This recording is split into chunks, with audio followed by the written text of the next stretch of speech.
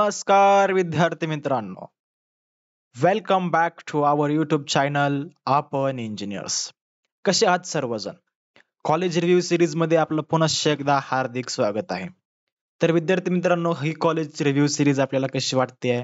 आपल्याला आणखीन कुठल्या कॉलेजचा रिव्ह्यू हवा असेल तर आपण कमेंट बॉक्स मध्ये सांगायला विसरू नका.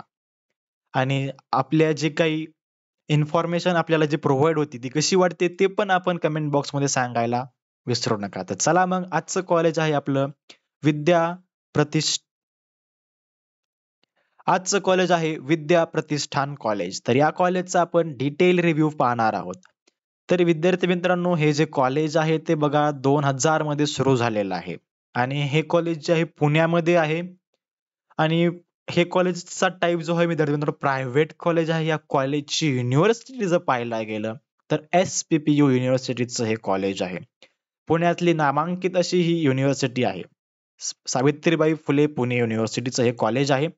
आणि जर पाहायला गेलं तर मेन मोटो म्हणजे काय असतं, की कनेक्टिव्हिटी काय कुठं आहे? नेमकं आम्हाला जर कॉलेजच्या जवळपास कुठं रेल्वे स्टेशन आहे का? एअरपोर्ट आहे का? आम्ही तिथे कसं पोहोचायचं? तर विद्यार्थी मित्रांनो याची कनेक्टिव्हिटी जर पाहायला गेलं, तर बघा रेल्वे स्टेशन जे आहे ते तुमचं जवळपास 9.3 किलोमीटर एवढ्या अंतरावर आहे आणि एअरपोर्ट सुद्धा 9.3 किलोमीटरवर तुमचं रेल्वे स्टेशन आहे आणि 9.7 किलोमीटरवर तुमचं एअरपोर्ट आहे विद्यार्थी मित्रांनो.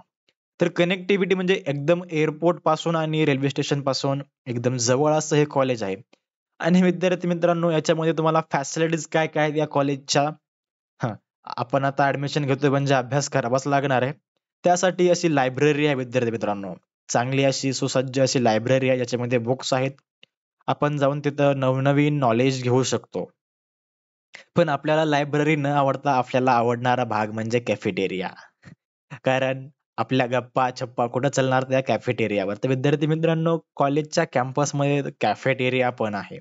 जिथं तुम्ही तुमच्या मित्रांना, मैत्रिणींना, अजून कुणाला घेऊन जाऊ शकता.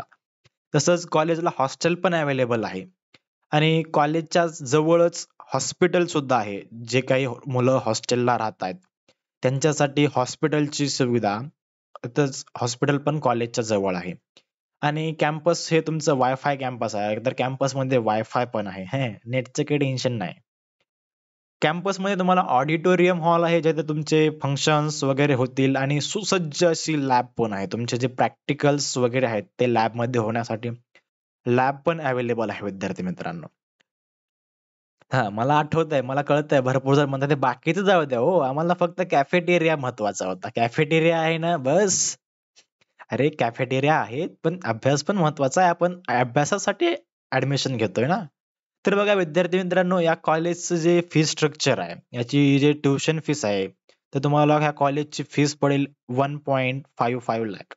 हे तुम्हाला फीस पडणार आहे आणि हॉस्टेलची जी फीस आहे, ती आहे ₹21,000 आणि आपण पाहिलं तर या एक्झाम कुठल्या एक्झाम थ्रू आपण या कॉलेजला ॲडमिशन घेऊ शकतो.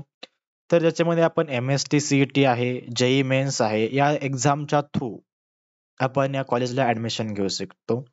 आणि याच्यामध्ये बघा आपण cap round through through admission घेऊ शकतो किंवा जर कुणाला कॅप राउंड मधून नाही लागला, तर शेवटी स्पॉट राउंड असतात. त्यालाच आपण काय म्हणतो मॅनेजमेंट कोठा पण म्हणतो. आपण मॅनेजमेंट थ्रू पण या कॉलेजला ॲडमिशन घेऊ शकता. तर विद्यार्थी मित्रांनो, आता सर्वात महत्त्वाचा पॉइंट हा असतो, की त्या कॉलेजचा किंवा या पर्टिक्युलर कॉलेजचा कट ऑफ काय आहे? किती पर्सेंटेज लागतील मला या कॉलेजला ॲडमिशन घेण्यासाठी आणि कुठल्या ब्रांचसाठी किती पर्सेंटेज लागतील? तर बघा या विद्यार्थी मित्रांनो, कॉम्प्युटर इंजिनिअरिंगसाठी गेल्या वर्षीचा फर्स्ट राउंडचा कट ऑफ होता 87. सेकंड राउंडचा हाच कट ऑफ 88 झाला आणि थर्ड राउंडला 86 झाला. तर पाहू शकता की तुम्ही एक 86 ते 88 च्या दरम्यान या कॉलेजचा जो कट ऑफ आहे, त्यासाठी कॉम्प्युटर ब्रांचसाठी होता. त्याच्यानंतर पाहू शकतो इन्फॉर्मेशन टेक्नॉलॉजी, आय-टी ब्रांचसाठीचा जो कट ऑफ आहे, फर्स्ट राउंडला होता 84, सेकंडला पण 84, थर्ड राउंडला 81. म्हणजे तुम्ही जवळपास 81 ते 84, 85 च्या दरम्यान याचा कट ऑफ पाहू शकता. त्याच्यानंतर आहे ई-एन-टी-सी, इन्फॉर्मेशन टेक्नॉलॉजी इंजिनिअरिंग.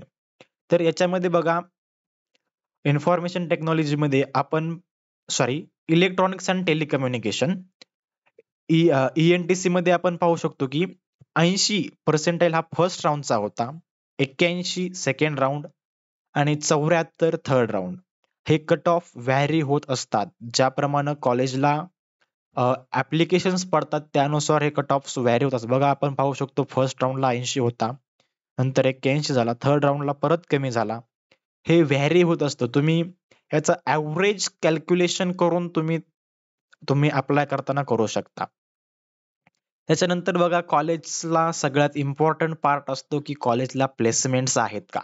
तर बघा 2021 मध्ये जे काही प्लेसमेंट झालं होतं त्याच्यामध्ये मिनिमम पॅकेज जे काही होतं ते जवळपास 3 लाख होतं आणि जे हायेस्ट पॅकेज होतं ते 5.5 लाख आहे. तर विद्यार्थी मित्रांनो आपण पाहतो की इथं प्लेसमेंट्स आहेत आणि ह्या प्लेसमेंट्स आपल्यावरती डिपेंड असतात विद्यार्थी मित्रांनो.